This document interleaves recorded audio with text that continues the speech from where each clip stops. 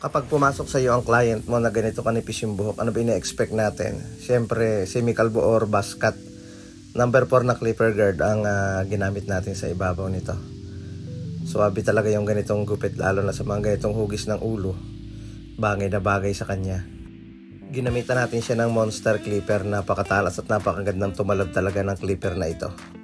And gagamit ako ng trimmer na made show, paggawa ng line up at paggawa ng guideline.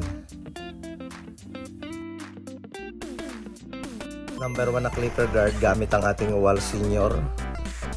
Yun, manipis ang talim nito, naka fade blade, kaya ito yung paborito nating gamitin sa paggupit ng fade haircut. Siyempre yung paghagod nito, kontrolado. Parang gagawa din tayo ng pinakang guide dito sa taas, hindi masyadong mapataas. 1.5 na clipper guard dito sa may itaas na area kung saan nag-end yung ating number 1 na clipper guard. Tanggalin natin yung mga dark area dito. Kontrolado yung paghagod para hindi naman mapuwersa yung pagnipis. And then 0.5 na clipper guard malapit sa guideline. Ano daw ba yung posisyon ng ating adjuster? Naka-close daw ba ito o naka-open? Pwede pong naka-half o kaya naka-close para suwabe yung talab niya. And then 0 close o 0 open, 0 half, laruin natin yung adjuster para mabura yung guideline nito. Unti-unti natin buburahin yan, tapos kapag tumataas yung paghagod, ibababa natin yung adjuster. Gamit ulit tayo ng 0.5 na clipper guard para maging maganda yung pag-blend dito sa lugar na ito.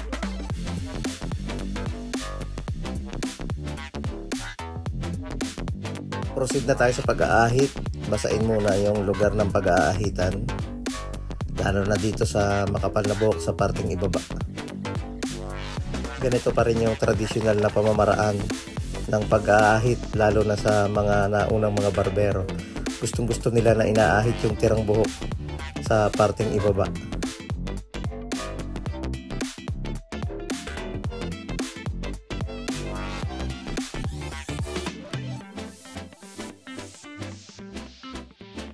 Napakalinis pa rin at napakagandang tingnan kapag ganitong gupit ang inyong ipinapagawa.